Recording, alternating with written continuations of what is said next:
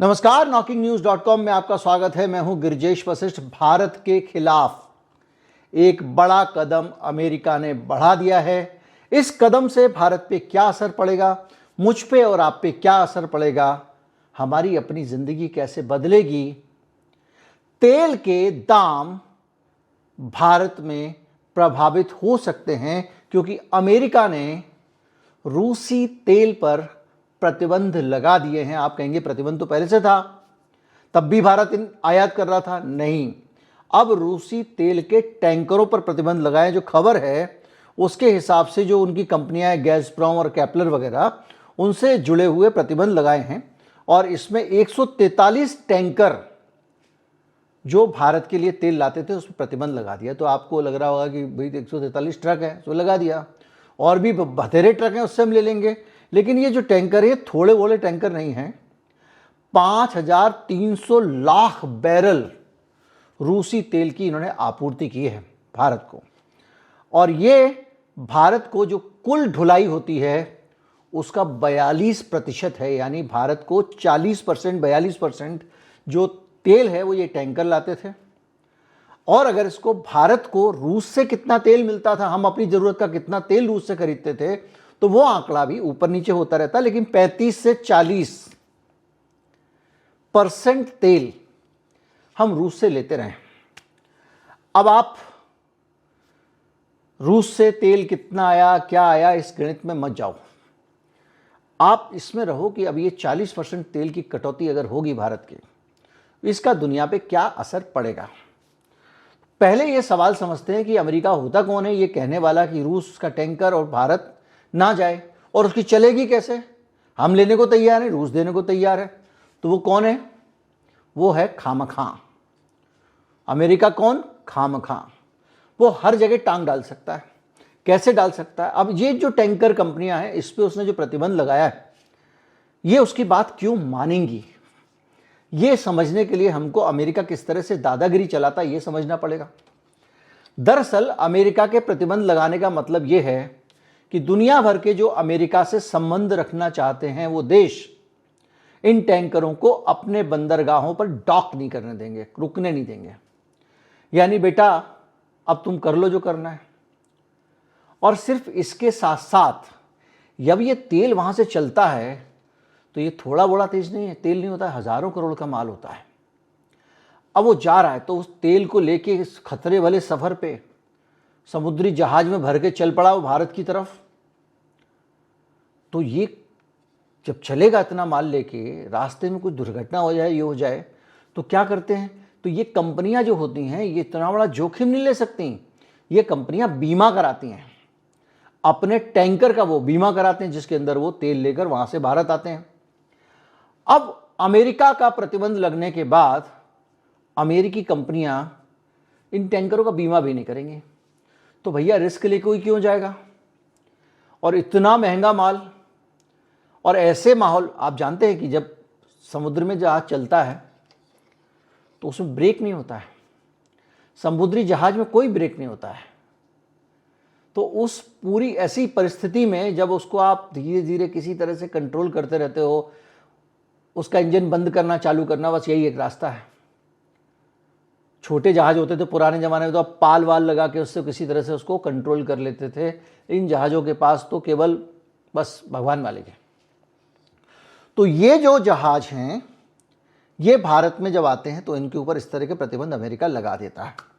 अब अमेरिका ने जो नए प्रतिबंध लगा दिए, उस प्रतिबंध के बाद में भारत के पास में 3 ऑप्शन बंद हो गए तेल आने के। ईरान का पहले से बंद था, रूस का बंद था लेकिन खुला हुआ था, और एक था आपका वेनेजुएला।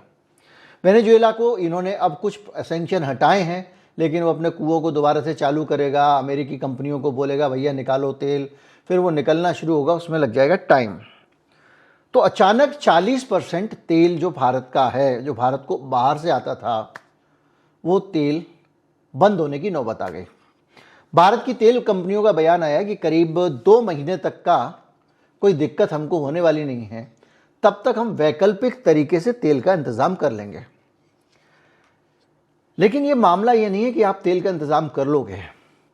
आप ऐसे समझो कि जब लॉकडाउन का टाइम था कोविड का, और उस दौरान बाज़ार में आप किसी दुकान पर कोई सामान खरीदने जाते थे, दुकानें बंद होती थी, तो एक ही दुकान वाला होता था, वो भी कहता था भाई 2 रुपये का माल मैं आपको 4 रुपये में दूंगा, लेना है तो लो, नहीं तो आगे बढ़ो, दूसरा आदमी लेने को खड़ा हुआ है।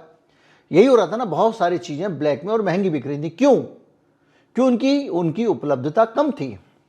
अब बाजार से अगर रूस का तेल हट जाता है तो हमको अपने तेल की ज़रूरत के लिए सीधे 40% जो तेल हमारा, उसके लिए नए सप्लायर ढूंढने पड़ेंगे। उन सप्लायरों को ढूंढेंगे, उनके साथ हम ठेका देंगे उनको।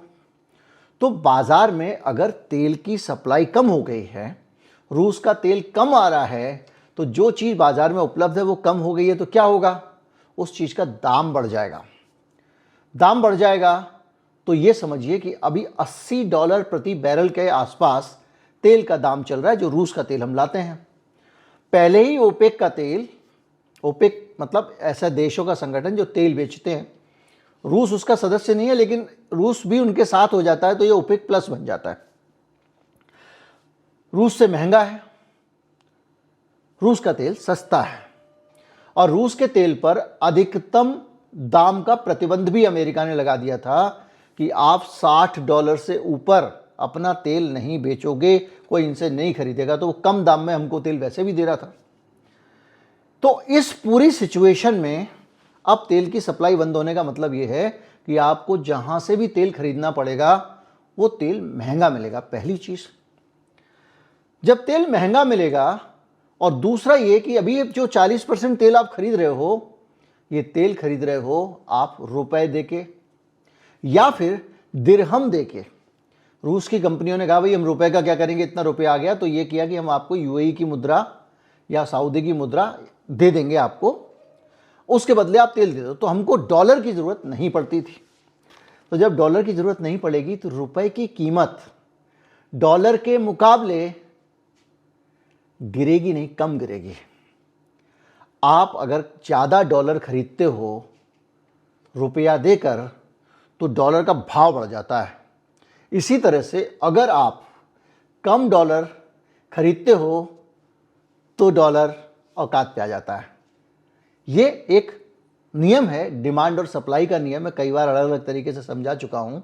बाजार में जिस चीज़ की मांग ज़्यादा होती है उसका भाव बढ़ जाता है, जिसकी मांग कम होती है उसका घट जाता है। जब सीजन शुरू होता है, सप्लाई कम होती है, तो वही आम आप 200 रुपये किलो भी खरीदते हो। जब सीजन बढ़ जाता है एकदम अच्छे से, तो आप 20, 30, 40 रुपये किलो में भी वो आम खरीदते हो, क्योंकि उसकी सप्लाई बढ़ जाती है। ये चीज़ हर चीज़ पे लागू होती है। तो अब डॉलर जो है उसका भाव बढ़ जाएगा, यानी जो रुपया आपका 85-87 तक पहुंच गया है, इसको 90 पार करते वक्त नहीं लगेगा, क्योंकि इस देश की विराट जो इंपोर्ट है तेल का, वो इंपोर्ट हमारा 40% डॉलर की ज़रूरत पड़ जाएगी तेल पे, जो आप डॉलर इकट्ठा करते हो। तो इसका झटका कैसे लगेगा कि जब डॉलर आप महंगा मिलेगा आपको, तो आप दुनिया में जो भी सामान खरीदते हो, अब आप देखो हम तो सारा आयात पे ही निर्भर हैं। भारत में तो कुछ बनता नहीं, चीन से खरीदोगे, अमेरिका से खरीदोगे, यहाँ से खरीदोगे, वहाँ से खरीदोगे। हमारे यहाँ जो है वो सेवा पे आधारित, सर्विस पे आधारित है हमारी इकोनॉमी।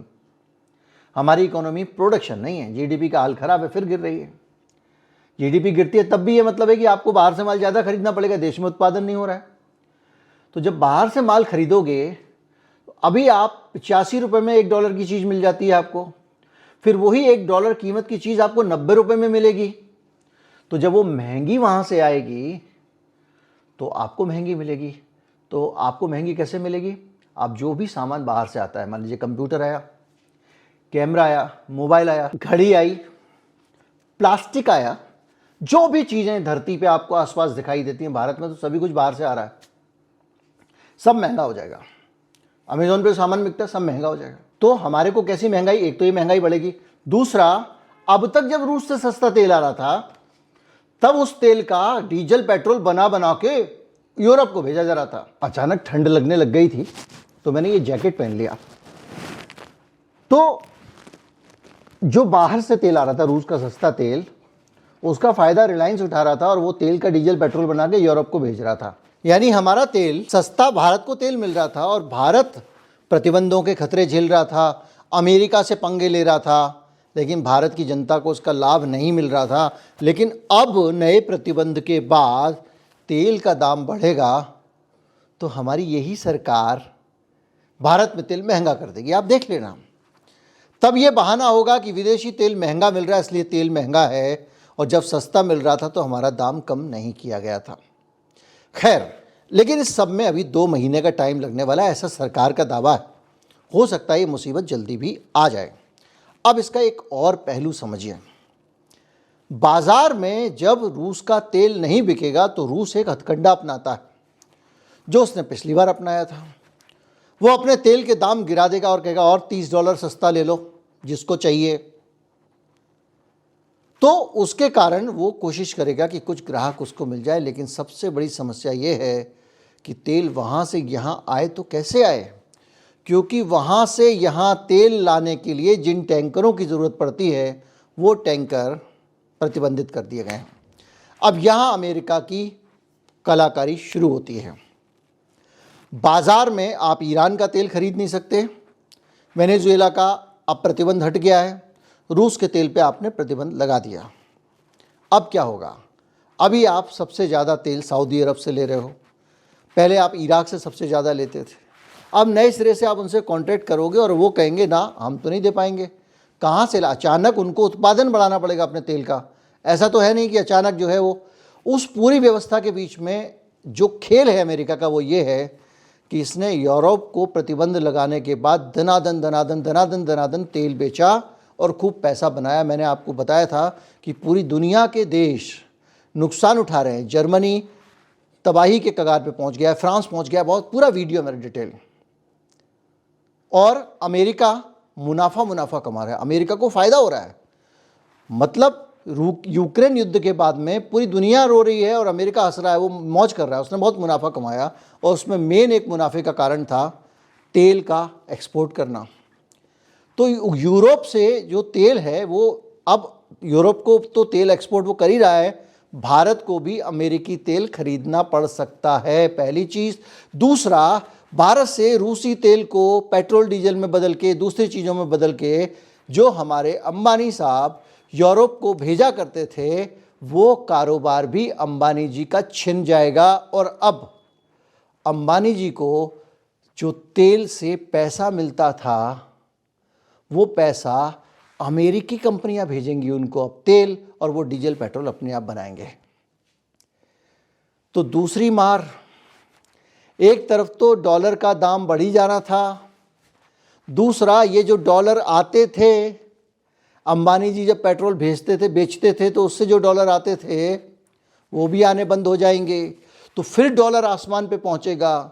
यानी त्राहिमाम तेल महंगा तो हर चीज़ वैसे भी महंगी हो जाती है, फिर डॉलर महंगा यानी रुपया गिरेगा तो हर चीज़ और महंगी हो जाएगी।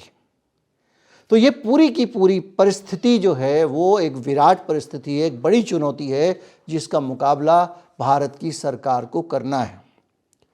अब ये कैसे करेंगे, क्या करेंगे, ये बड़ा सवाल है। अगले महीने ट्रंप बाबू सरकार संभालने वाले हैं, उसके बाद अमेरिका में क्या होगा, कैसी नीतियां बदलेंगी, कोई नहीं जानता। बहरहाल ये डेवलपमेंट जो है वो क्या है, इसके मतलब क्या हैं, इसका असर कैसे पड़ेगा, मैंने बहुत अच्छी तरह से आपको समझा दिया है। दोस्तों तक वीडियो पहुंचाएं।